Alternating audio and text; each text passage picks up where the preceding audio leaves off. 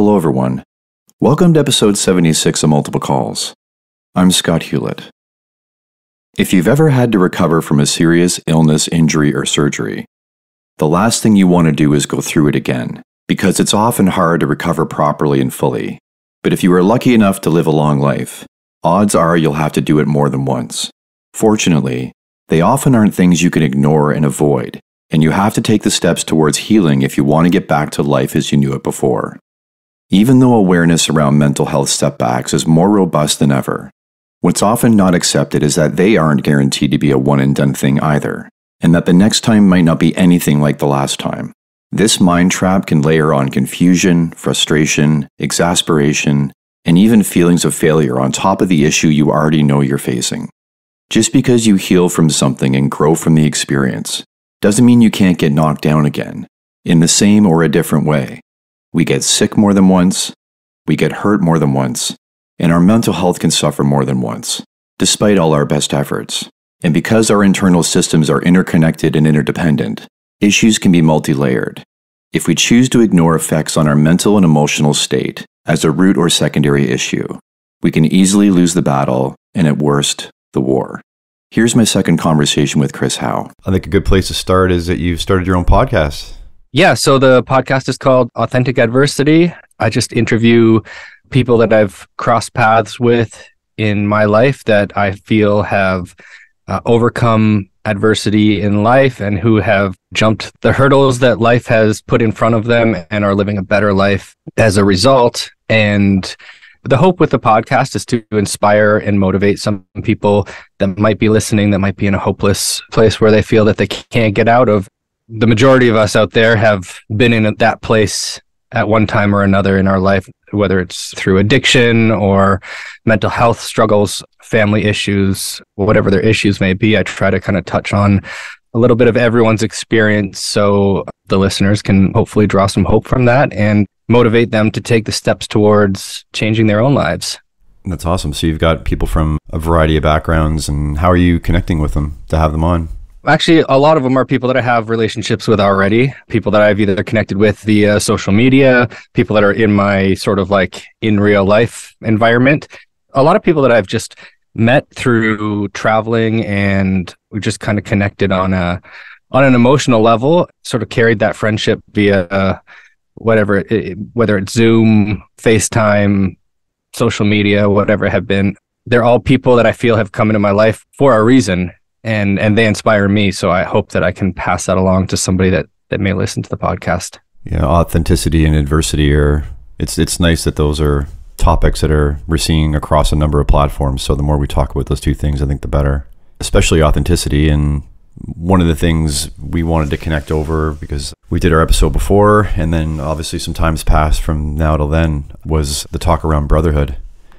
And so I think authenticity and brotherhood, maybe those two things, and being genuine, and what does that mean? So maybe you had a different perspective then than you do now based on your experience. So I think that's what we want to sit and walk through and fill me in on. So I can kind of take you through my experience over the last, 5 years now or so. That's probably when we recorded the last one, about 5 years ago. Yeah. Time flies. Life was good. If anybody had been listening to the previous episode, I think at that time got a promotion to an officer's rank. I was a captain, definitely taking accountability for mistakes I had made in the past, and feeling as if I was thriving in my career, my personal life, and my recovery life as well. I was about 10 years into my own sobriety. I started to notice, and in that meantime, I had gotten married to my current wife. She's got a beautiful son who's now in my life. My perspective on life in general had just changed so much with them coming into my life. I couldn't have been happier. And then something started to shift. And my wife would mention, like, what's going on with you? You know, you seem a little short-tempered. You seem irritable, agitated, you're always tired. You're always complaining about something. And that's not me. I try to be as positive as possible. I'm not a complainer, or at least I try not to be. Some people may disagree with me, but I try to take the positive out of every situation. And certainly at the time that I met her, there was so much positive in my life because of her and my stepson sort of around that time, I had started to go on some calls that were noticeably affecting me in ways that I hadn't experienced in the past. Definitely a lot of suicide and overdose calls. The opioid crisis had been really ramping up. I think I talked about this on our last episode, that when I went to these overdose calls or mental health calls, suicide calls, I saw a piece of me in each of these scenarios, and I saw that patient as I've been this person before. I really connected with that patient on a emotional level. I think that we all were guilty of this to an extent, that when we started to go to all these overdose one after another, we're going to the same house over and over again. It's sometimes 3 times in one day for the same person who's overdosed and been brought to the hospital, and they're making these same mistakes. It's easy to get very tired in these situations. It's easy to get very complacent. What I saw around me was a lot of negativity towards these addicts. I took it a little hard, and sometimes I get into arguments or debates, I guess let's call them, at work with people saying, like, they may be good people that have made some bad decisions in life. And I was that person at one point in my life.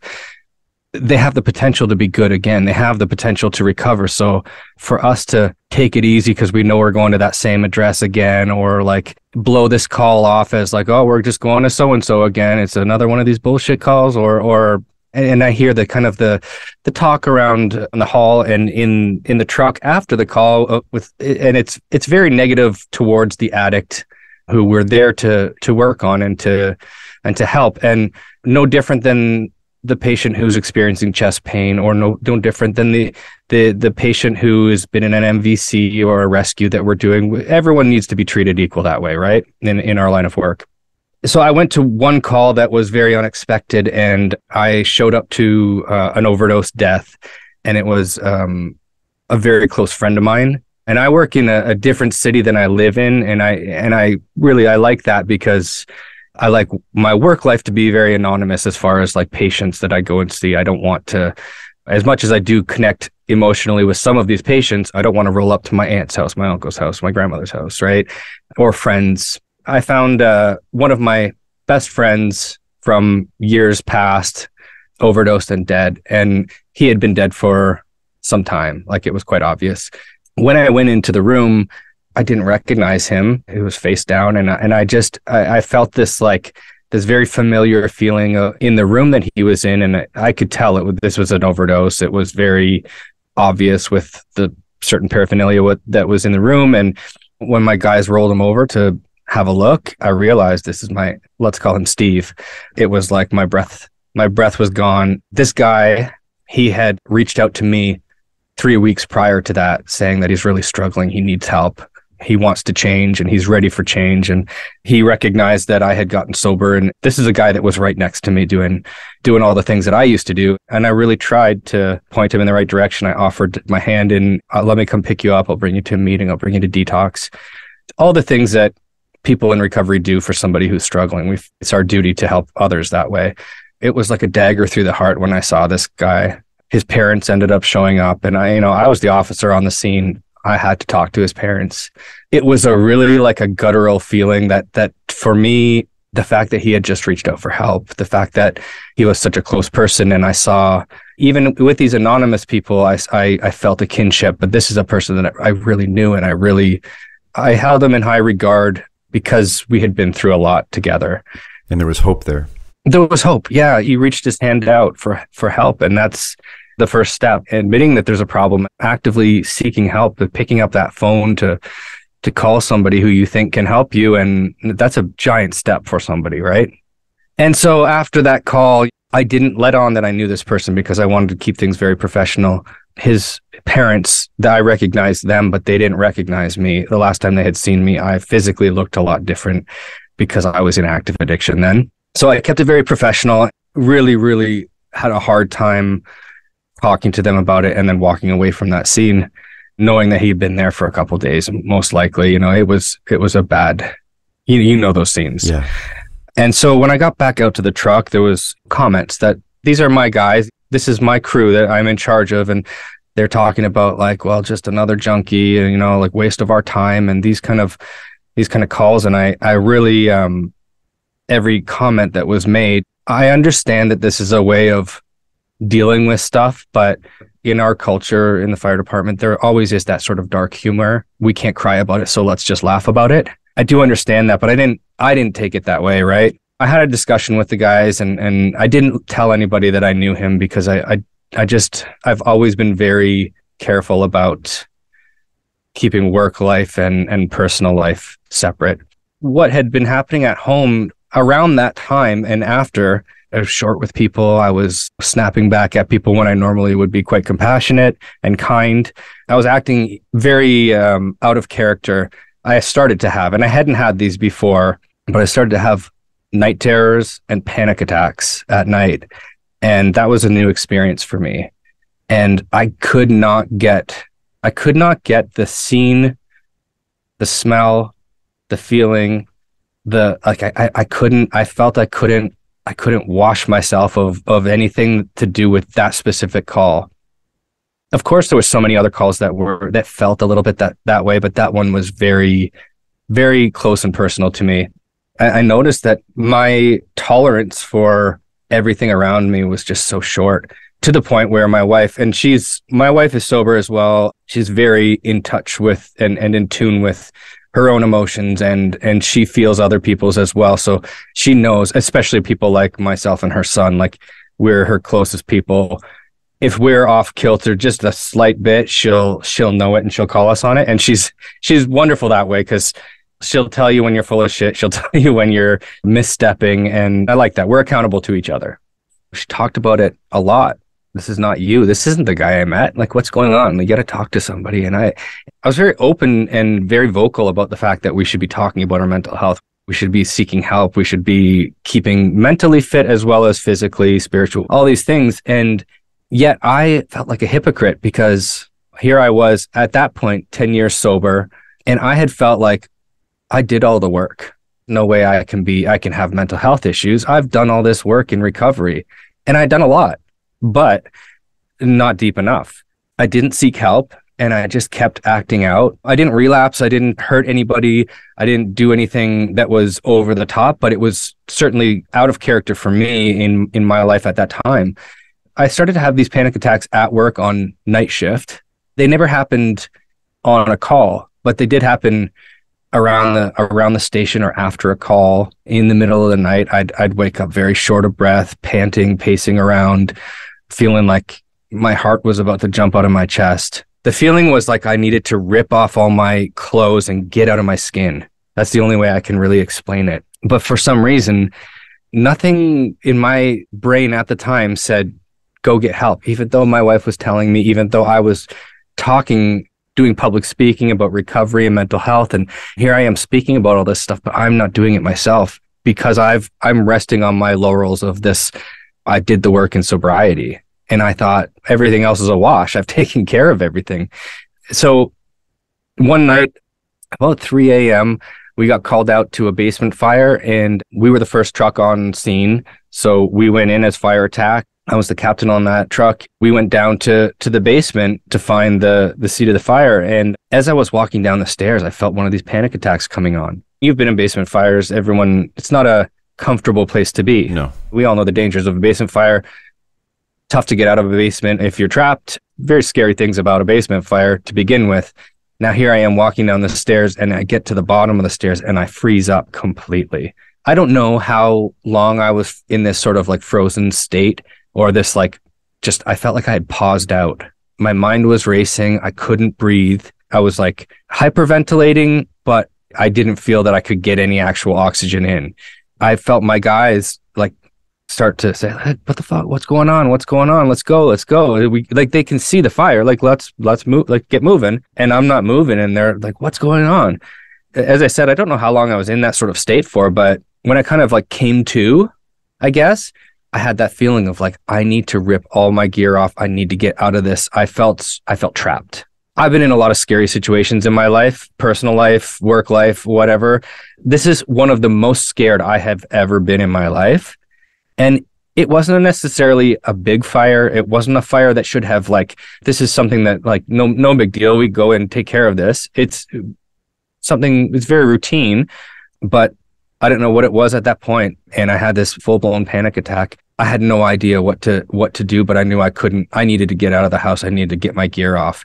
So I got on the radio, somehow got a breath together, and said I had an equipment malfunction. We need to back out of the fire. Can you send another crew in to take over? We left the line there so another crew could follow it in. Regretfully, I lied about what was going on.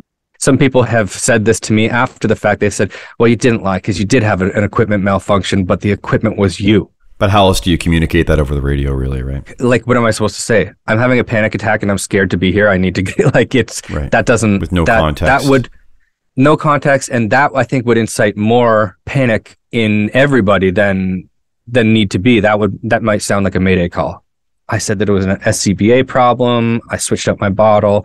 The other crew went in and took care of it. We went in afterwards, but I had calmed myself down to the point where I could actually go in and do some overhaul stuff and whatever. But bottom line, I went home from that fire, did my report, put a bogus defect in for my SCBA.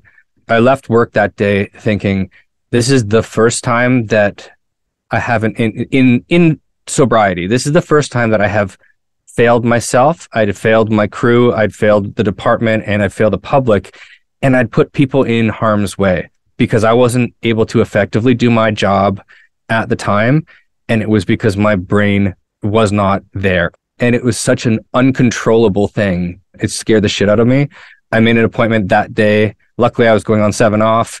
I made an appointment that day to speak with a psychologist because I told my wife and she said, okay, enough's enough. Like, now do it or else, right? Like, you call and make the appointment. And at that point, unfortunately, this is sort of like, I guess I can liken it to a rock bottom for a drug addict or an alcoholic. It had to get to that point where I had to say, shit, now you can't do your job anymore because of your mental health and the state of your emotional well-being.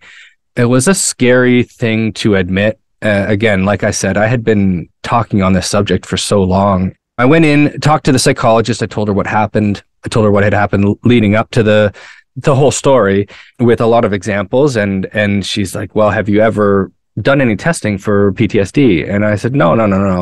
I don't have that. I'm good. Like, and I kept going back to this thing. Like, I'm in recovery. I'm sober. I've taken care of all that traumatic stuff. And she's like, would you humor me and take this test and answer the questions like as honestly as humanly possible? Like, I want to know, because what you're explaining to me is textbook. I said, yeah, of course. And at that point, I was desperate to know what was going on with me, because now I felt terrible. First of all, for making a story up about my SCBA. I had other people going to test this equipment and what's going on with this, and do we need to do retraining on something? And so I'd caused a bit of an issue in my department that way. I felt like I was back at this place of like letting people down, keeping secrets and covering things up. Yeah, and how do people trust me when I can't even trust myself? And now I'm in an officer's role. It had me questioning just about everything to do with my career. I went and did the test. They came back and they said, listen, you sit on the severe end of the spectrum for PTSD and anxiety and a little bit of depression stuff there. But like, those are the two big ones. Our recommendation is that you don't go back to work until you get some treatment. For me, because I had been this advocate, I felt like, how can I go off and say mental health? But what is this going to look like? I've been speaking about this for so long. I was finally in a place, like I said, that I was proud. I was proud of my position at work. I was confident in my skills. I was doing really well. And now I'm back to square one, back to that feeling of hopelessness, helplessness, and almost a worthlessness. At the end of the day, I had to think about, okay, what's the safest? What's the smartest? Let's take care of this before I can move forward. And I thought it was going to be a quick, let me go to treatment for a few weeks and I'll be back on the road.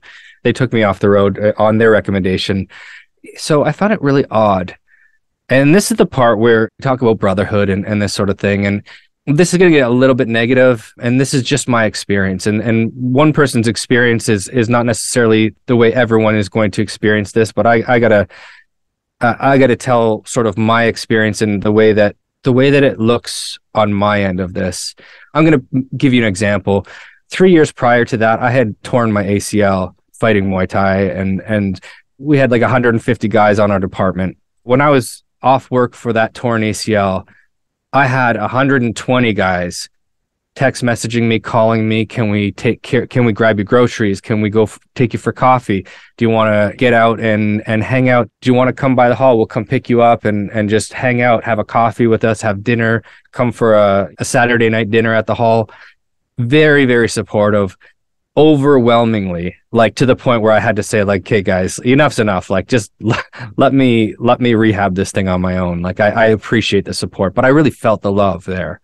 I go off with mental health and it's crickets. I received, and still to this day, over like 3 years of being off with this claim, out of 150, probably 170 guys on our department now, I have 9 people who have reached out to me. Some of them are guys that they're amazing. They don't treat me any different. They call me and they text me, what's going on? Just make jokes like we used to. It just feels like, hey, this is a friend. This is not a coworker or whatever. But the rest of the department is just unheard from. In my treatment, so I went away to treatment in BC, Nanaimo, BC, to Edgewood, and they have a specific program for first responders there. I spoke to a lot of police, fire, ambulance, and military there that have had very similar experiences. My program was great. I learned a lot. I really dove into, I looked at it as like, hey, yes, I'm 10 years into my sobriety journey, but here's my new recovery journey, and I can sort of get reinvigorated and re-educated and sort of like, I took that treatment and the aftercare very seriously, and I quite enjoyed it because I do love learning about this stuff.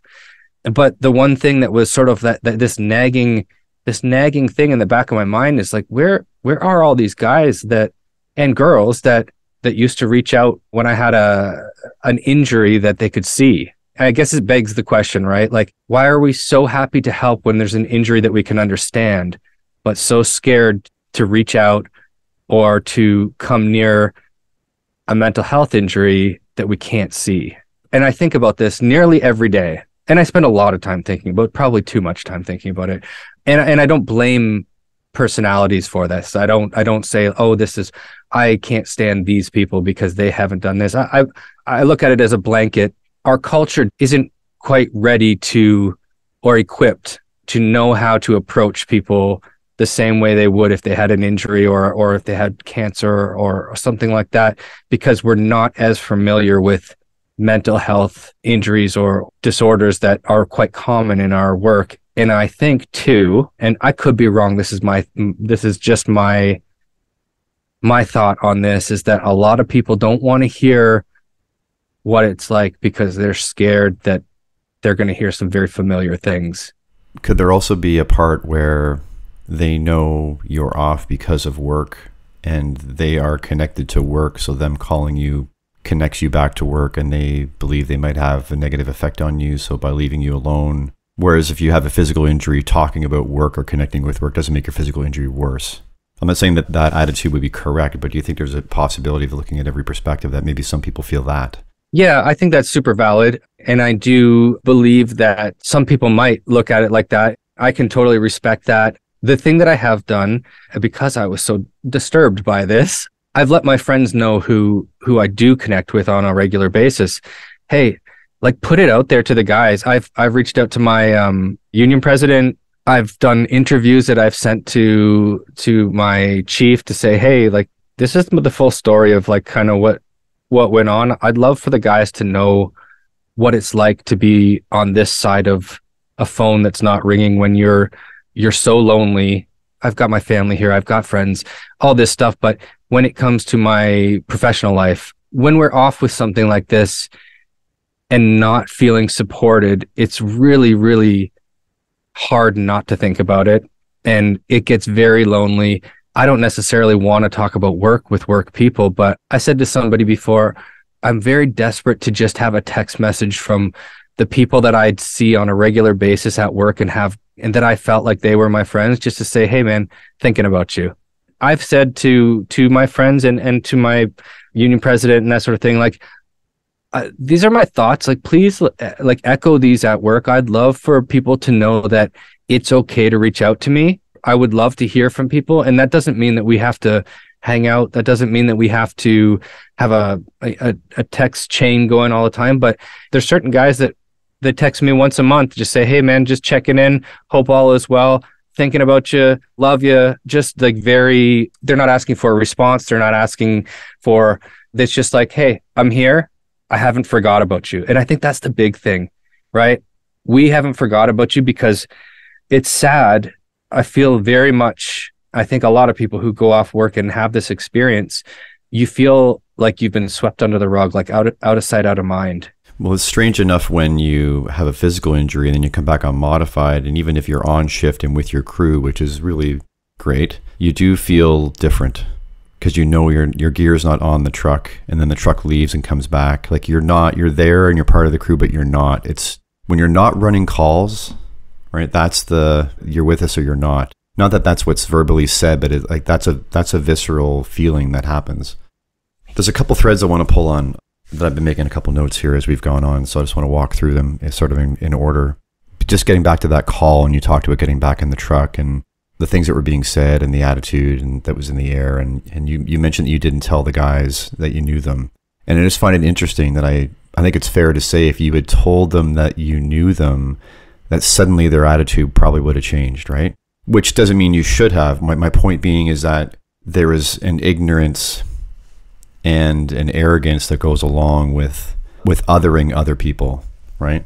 With seeing addicts as people that just made bad choices and now they're paying their dues. And if they had just made the right choices, they'd have a great life. And when you're in a quote unquote good place, right? You've got your family, you've got your house or where you're living and your vacations, and you've got your money and your savings, and you're making all the right decisions. It's easy to, from an ivory tower, so to speak, look down on everybody else that's not making the right decisions and make this blanket statement, well, if they had made the right decisions, they'd be doing well too. So they're just either stupid or lazy or what have you. So I just think that highlights the fact that if you had said something to them that their attitude would have changed, it really puts a spotlight on people that feel that way and how we other people, and we're very much lacking in an understanding. And this is the ignorance part of how much pain that people are going through, and drugs for that person just happens to be the thing that is using as a coping mechanism just to stop the pain. And then obviously when you start to do that, that's going to spiral in a downward direction. And it's when you get deep enough in that downward spiral, it's very hard, if not impossible, to climb your way back out.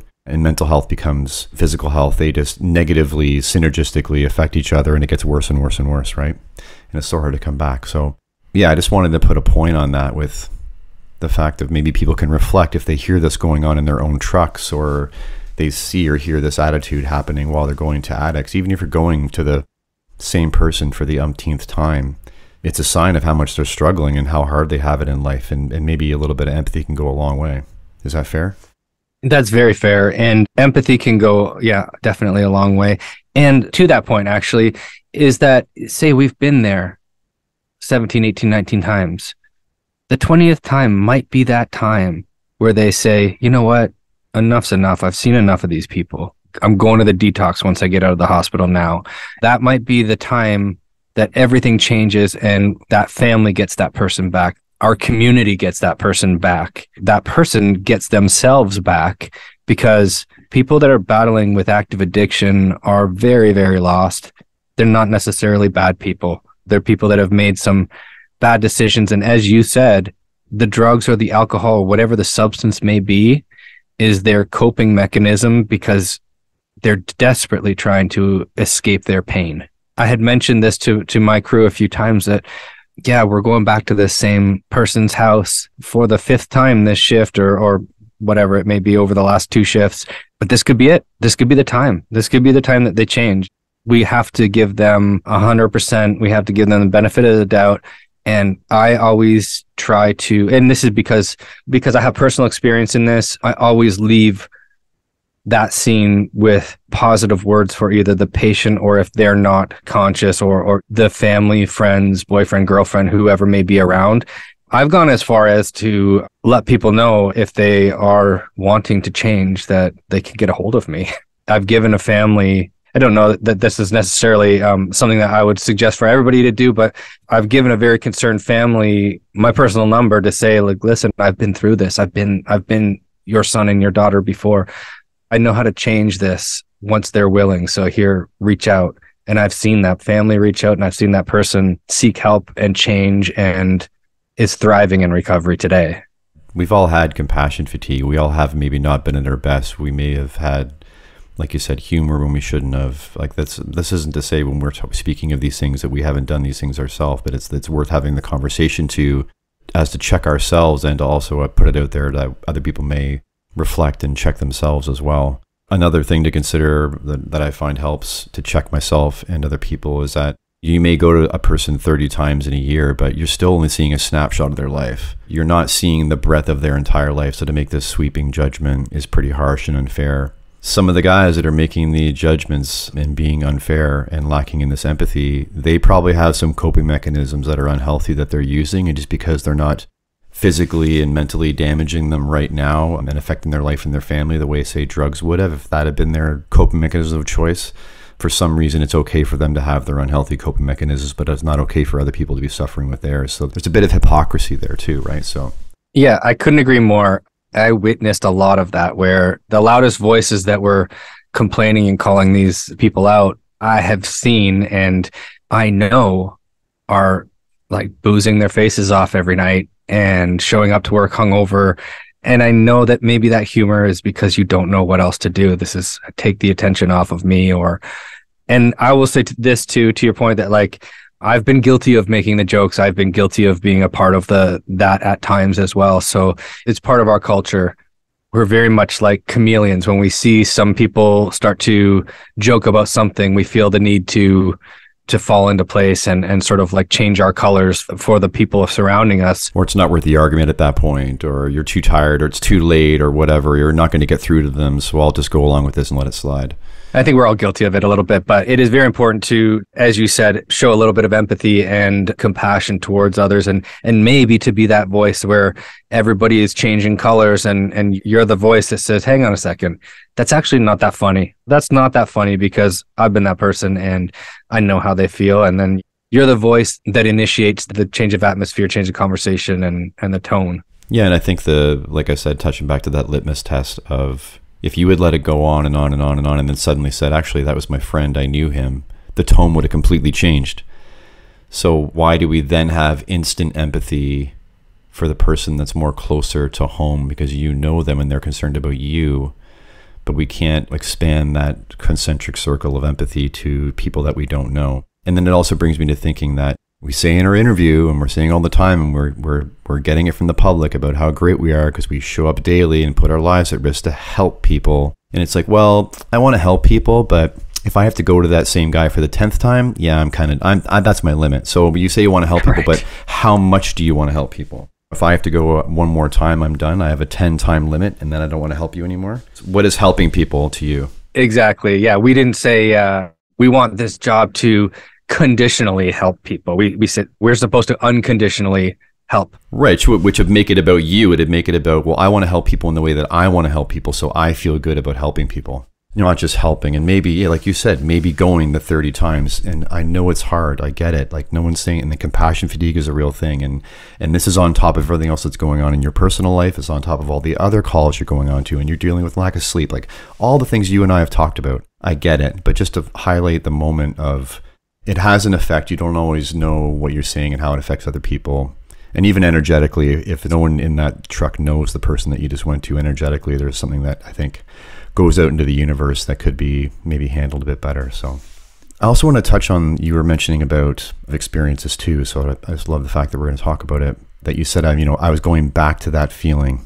I was going back to that place, or I thought I had done all the personal work. Versus that idea of, I had done a lot of personal work during a time that I was really struggling and I learned a lot of things. Now I'm dealing with something new. And you did say, you had a new feeling now, which was this recovery. So you could have pneumonia when you're 6, right? And then go through all the things and get better. And then suddenly you've got bronchitis when you're 15. What's that supposed to mean? That means like, well, you did all the healthy things to start keeping yourself healthy and you're living a healthy lifestyle and you're not sick anymore. And now you're sick again. So what? All that works for nothing? Like, Right. Did you not learn anything? Did you why are you not just now healthy for the remainder of your life? So yeah, I've had to come to a place, and I just love to hear your take on it too, of you've done a lot of personal work.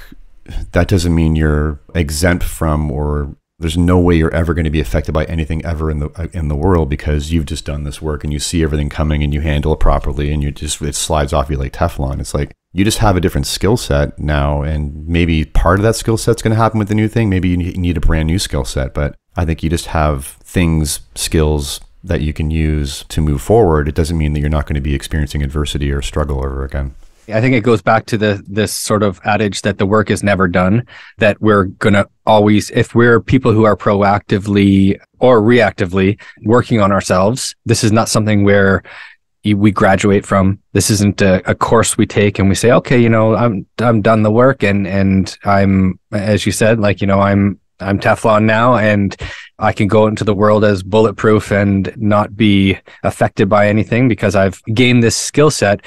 I really look at it as collecting tools along the way. I'm filling my toolbox with coping strategies, with experiences that I can go back to and draw from and learn from, and things that I can identify as warning signs, or like I can go back and reflect. From this point on, I can carry this. So, for example, what my wife noticed in me, the short-temperedness and sort of agitation, well, now I know that is a clear marker for me that something is going on that needs investigation. To remain open to that investigation for the remainder of my life is paramount, because I never want to end up in that place again where I'm in this hopeless, helpless state, feeling the need to lie or escape. And that doesn't mean that I won't be there again in some way, shape, or form, but I will have more tools on hand to deal with those situations. And I didn't have those clear markers back then. Now I've got the tools for when the shit hits the fan, but I also have those reflective moments where I can say, oh, here's something's off kilter here. I need to work on something. Maybe I need to meditate. Maybe I need to speak with my therapist. Maybe I need to refocus on some coping skills that I picked up in treatment or things that I learned in early recovery. Maybe this goes back to early childhood for me. There is like a myriad of possibilities, but now I'm learning different ways to investigate my emotions, which is, I think, a huge thing. And remaining open to that investigation keeps me in a place of constant learning, sometimes falling short, but nonetheless learning, right? I'm always learning and I'm adding to that toolbox. And yeah, things are going to happen. Family stuff that happens. My ability to handle situations is changing because I'm collecting these tools and I'm collecting these experiences along the way. And around that feeling of guilt or shame or imposter syndrome, because you're speaking about mental health all the time, and I've done the same. So like I fully get what you're talking about when you're saying that. You could say, well, who are you to be out talking about all this, because look at you and now you're struggling. It's like it's so short-sighted. It's like, so you went through a heavy experience. You did the personal work. You realize, oh my God, these things that I learned really helped me. I want to help other people, and maybe they're going through the same thing. So you start telling your story, you start advocating, you start getting out there, educating, like bringing it up in conversation. When you're in a good place, maybe you may not even be in your best place, but when you start to have some capacity, you're taking care of yourself and you have this little bit of capacity to help others, your first instinct is to help others. Like, I think that's huge. And then the better and better you get, however lucky you get in that phase of your life, however healthy you can be, you want to help, you get more and more capacity, you want to help more and more. That's what that is. That is when you have a widened capacity and you're in a good place, you want to help others. That's not to say that you can't be now rocked with something harder than you went through before, and you're knocked down, and now your mental state is not well, you're not making clear decisions or thoughts, you're not reflecting. It's always say, like, well, you know all these things, so when the bad thing happens, you should just reflect clearly and you should just fix it. Then this is the whole point. Like, when you're rocked by these things, your brain is affected. It affects the way you decide what your actions are. It affects your perspective. So you're not you at your best. So you're not going to be making good decisions. Like, that's just human. That's okay. I think it's really important for other people to hear, and for us to have that, give ourselves a bit of that grace too, and not instantly jump to, well, I shouldn't have talked about that for 10 years and helped all those people because look at me now I'm struggling again. I agree. And I think I've come to that place now where I've started to do a little more talking publicly and just, I mean, simply just doing something like this is being of service to others and making myself accountable and telling my story without shame now. I don't feel the shame that I did back then because, I realized that life ebbs and flows. And what I was speaking about was true to me back then. It's still true to me today, but I have more experience. So what I've found that in now doing like public speaking or even podcasting and stuff like that, I feel like I've got this new facet of experience to draw on to talk. So it's not just about recovery from addiction or whatever, but now I can speak from experience on post-traumatic stress disorder, anxiety, panic attacks, and the treatment that's involved after the fact. And I will say, like, I'm proud to say that I'm recovering from these things, the same as I have been proud to say I'm recovering from addiction. Again, it's like another piece to the puzzle of my life. And I think we all have that, right? If we want to even see the word recovery or struggle as spectrums, right? I think it would be fair then to say that pretty much everybody could be in recovery from something, but they just haven't figured out that they have an issue that they need to address. Whether that thing is small or whether it affects you deeply for years and your family, we could probably all benefit from having some self-awareness and recovering from something. We're always recovering from things. Like you said, life is filled with challenges and suffering for the most part. So it's all about experiences and recovering and soldiering on and moving forward. Also want to touch back on the fact that the panic attacks and all these things were happening at work, and it took that moment to be a really stark message to yourself that you need to do something. Have you found overall, and maybe this is why we hold on to it for so long, that work can become that one thing that's helpful because it's consistent, even though we don't know what calls are coming? You and I both know there is a rhythm to work. There is some recognizable things that happen in the day. There's a lot more structure than maybe is let on, right? It's not all just random. There is a flow, there is a pace, there is when I'm at work, these things have to be done. There's distractions. You can't necessarily be anywhere else because you're at work for these 24 hours. So when you feel helpless in every other aspect of your life, sometimes that can also give you a sense of some stability and control. So when that gets rocked, man, that's when that feels like that's the last stable ground you have, and that's cracking, and that's horrible to feel that. That's very relatable. And I think at that time, as I had touched on before, just progressing to an officer's role was something I thought never possible for myself. So I did feel a sense of pride when I put my uniform on. And as we spoke about in the last episode together, I had to go back and relearn some of the things that I took for granted as a probationary firefighter and for the first, say, 8 years of my career.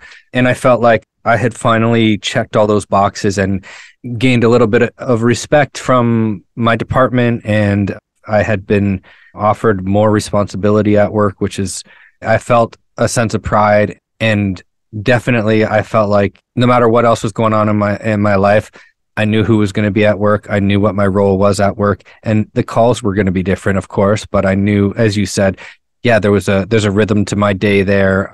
There is something about, even though you don't necessarily see eye to eye with everybody on shift, it's like they're still your people. They're still your, you know what I mean? There's a familiarity there, and the personalities, and there's a comfort level. And so, when that becomes rocky, and then everything outside of that is feeling the same way, it's a very, very scary place to live. It's a very scary place to exist. That was the last sort of straw that broke the camel's back, is when work kind of fell apart for me. And I'll say this too, like, I'm not back at work yet. I'm still off. I'm still in treatment. Like, I'm still in ongoing treatment. I did want to really drive this point home for people, emergency responders who listen to your podcast.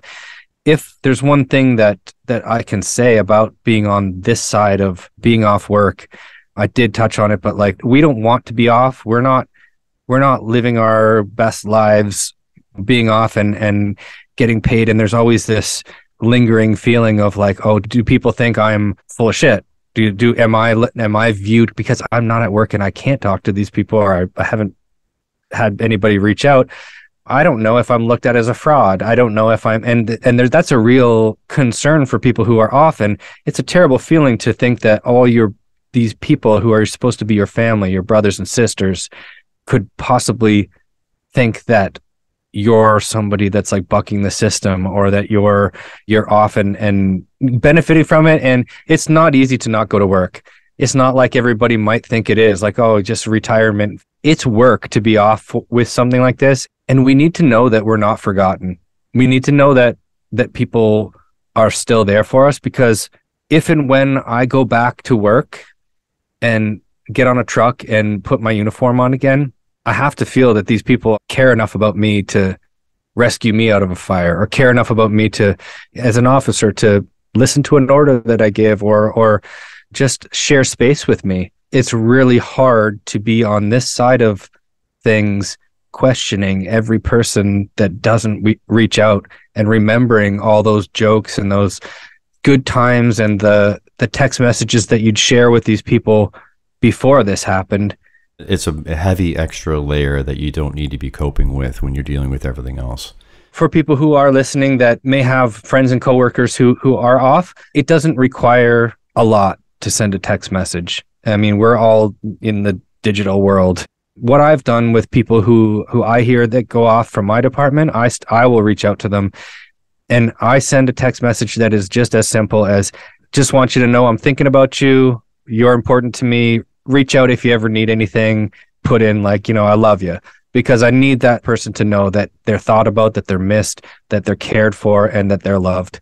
And the absence of those text messages is a hard pill to swallow. Man, with the people that are concerned about the fact that it might be fraud or what have you, like, people just don't understand statistics, right? I think I've spoken about this before, but any system that you put in place, let's use taxes, for example, right? What percentage of people are not abusing the tax system? Like, probably a vast majority of people, right? So sick time, right? The vast majority of people, like upwards of the 90s, are probably not abusing sick time. But the 5% or whatever it may be gets all the attention. And sometimes let's use attendance management programs, for example. They can be used as a way of, like, well, if we put our thumb down on everybody equally, then we'll get to the 5% that are abusing the system. If you understand statistics and you have a good sense of that most people are good and trying to do their best, there may be a few people that are off and abusing the system. And maybe we do have some proof in the past of that. That's what's been occurring. But the other 98 or 99% are thankfully the system is there, and for them to be able to be off and heal. And it might happen to you, so be thankful that it's there when you're going to need it. And again, not just sit in your perfect, comfortable ivory tower thinking that you're just going to ride out this utopia of your life until the end. And if everyone had made the proper decisions like you have, they'd be in the same place. So again, it just comes back to those two things of ignorance and arrogance. And that combination is just so harmful. Yeah, I couldn't agree more. Yeah, the statistics are staggering. And we both know that there's a lot of people that are still going to work that should be off. Some of those people who have reached out to me from work have reached out in that capacity, like, very curious to, like, how did it feel before you went off? What were your symptoms? Because I'm feeling, and then they list off their symptoms or what they've been going through. And I'm not a psychologist. I can't tell them, I can't diagnose them, but to me, it sounds very similar to what I was dealing with. And that would very much qualify you to get help. And I urge every single person who is exhibiting some of these symptoms to at least investigate, go speak to somebody, go through the testing. The amount of damage that we can do when we're not treating these symptoms is quite substantial. And I think that if we had more people paying attention to what's actually going on and how we're actually feeling, and maybe had some humility to say, okay, I'm going to go talk to somebody and see just where I sit on that scale of things. Because I can't imagine that anybody goes through a career in emergency services that doesn't sit somewhere on that scale. Like, we all collect traumas along the way. We all have outside traumas.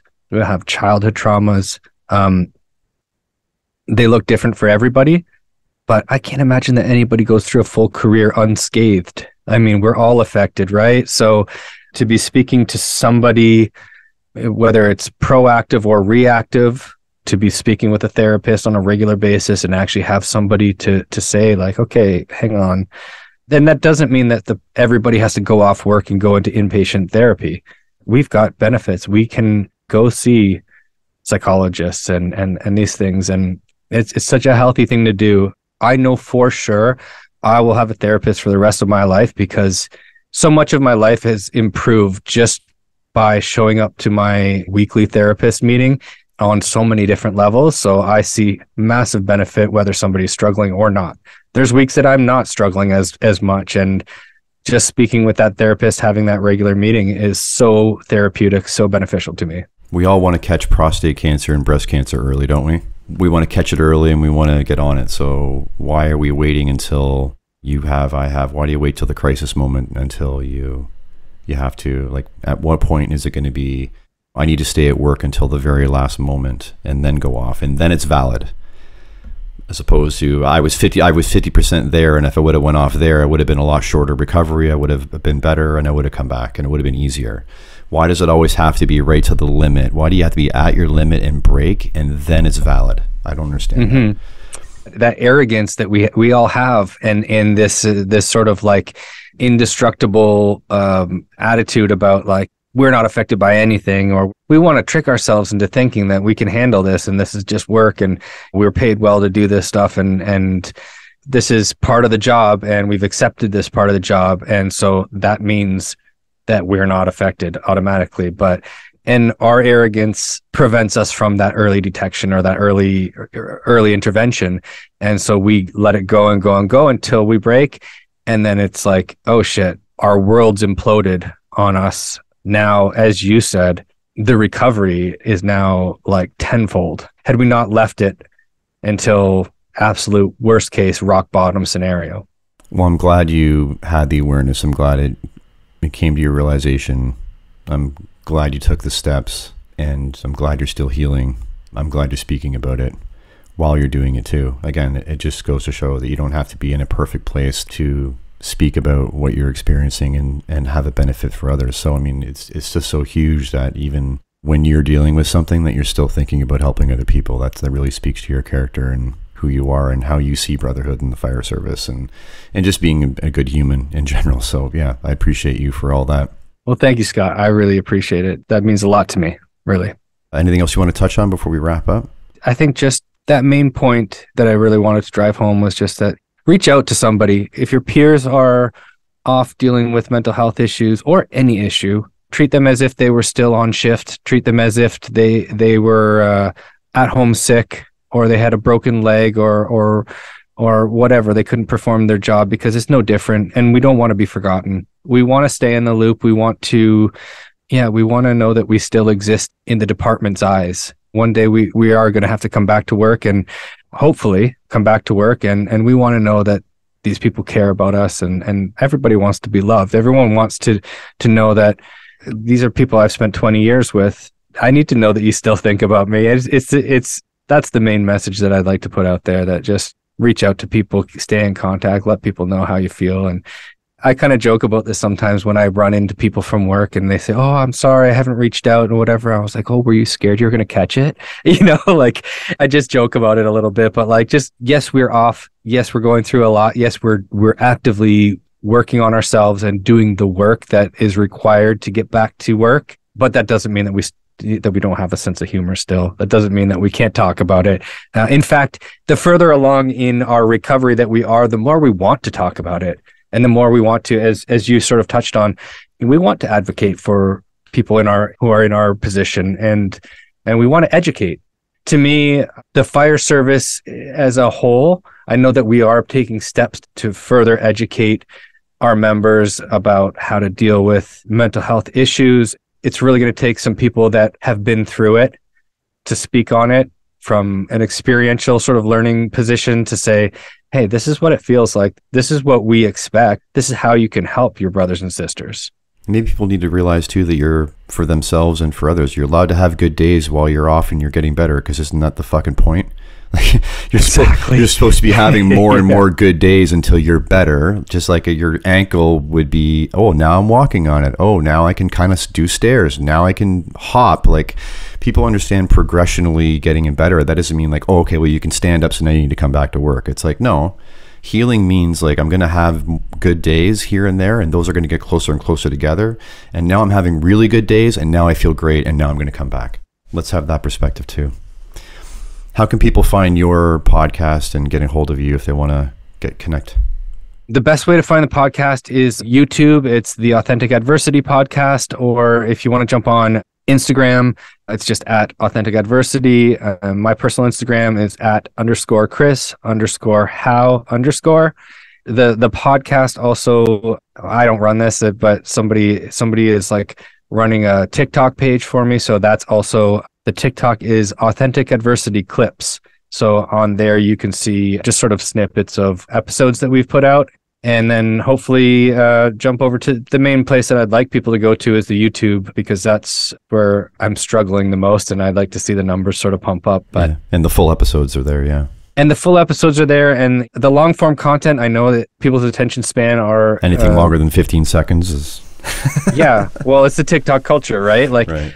There's a lot of meaningful stuff there. All my guests are people that have absolutely inspirational stories. So yeah, go check them out. Awesome, man. It was good to connect with you again. Yeah, thanks, Scott. And I want to say the last time that we met, it was an honor and a pleasure. And just like this time, I know we're not in person this time, but I love what you're doing. I love that you're so consistently who you are, and that you're getting this information out. I just really appreciate it. And I know how much work it is. And so I appreciate you for that.